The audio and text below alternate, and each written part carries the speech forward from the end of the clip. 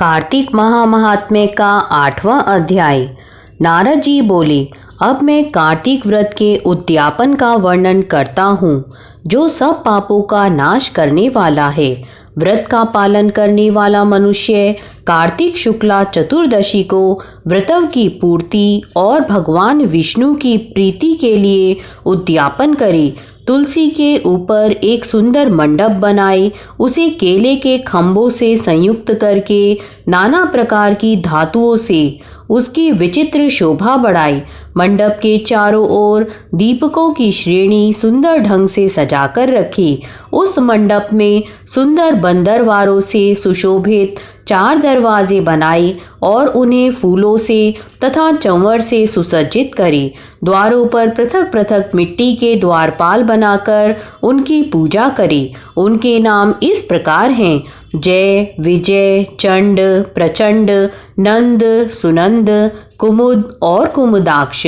उन्हें चारों दरवाजे पर दो के क्रम से स्थापित कर भक्ति पूर्वक पूजन करे। तुलसी की जड़ के समीप 4 रंगों से सुशोभित सर्वतोभद्र मंडल बनाए और उसके ऊपर पूर्ण पत्र तथा पंच रत्न से संयुक्त कलश की स्थापना करे। कलश के ऊपर शंख, चक्र, गदाधारी भगवान विष्णु का पूजन करे।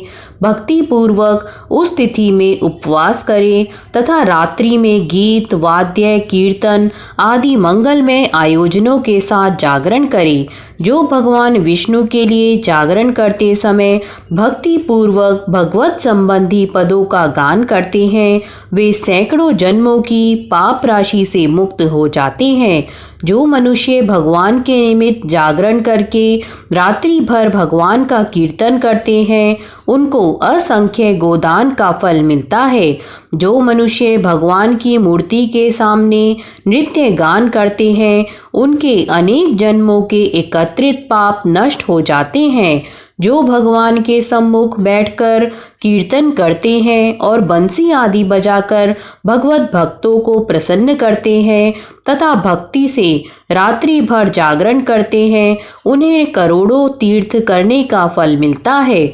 उसके बाद पूर्णमासी में एक सपत्नीक ब्राह्मण को निमंत्रित करें। प्रातः काल स्नान और देव पूजन करके वेदी पर अग्नि की स्थापना करें और भगवान की प्रीति के लिए तिल और खीर की आहुति दें। होम की शेष विधि पूरी करके भक्ति पूर्वक ब्राह्मणों का पूजन करें और उन्हें यथाशक्ति दक्षिणा दें। फिर उनसे इस प्रकार क्षमा प्रार्थना करें: आप सब लोगों की अनुकंपा से मुझ पर भगवान सदैव प्रसन्न रहे। इस व्रत को करने से मेरे 7 जन्मों के किए हुए पाप नष्ट हो जाएं और मेरी संतान चिरंजीवी हो। इस पूजा के द्वारा मेरी सभी मनोकामनाएं पूर्ण हो। मेरी मृत्यु के पश्चात मुझे अतिशय दुर्लभ विष्णु लोक की प्राप्ति हो। पूजा की समस्त वस्तुओं के साथ गाय भी गुरु को दान में दें। उसके पश्चात घर वालों और मित्रों के साथ स्वयं भोजन करें। भगवान द्वादशी तिथि को शयन से उठें, त्रयोदशी को देवताओं से मिले और चतुर्दशी को सबने उनका दर्शन एवं पूजन किया। इसलिए उस तिथि में भगवान की पूजा करनी चाहिए। गुरु की आज्ञा से भगवान विष्णु की स्वर्णमयी प्रतिमा का पूजन करें। इस पूर्णिमा को पुष्कर तीर्थ की यात्रा श्रेष्ठ मानी गई है। कार्तिक माह में इस विधि का पालन करना चाहिए। जो इस प्रकार कार्तिक के व्रत का पालन करते हैं, वे धन्य और पूजनीय हैं। उन्हें उत्तम फल की प्राप्ति होती है।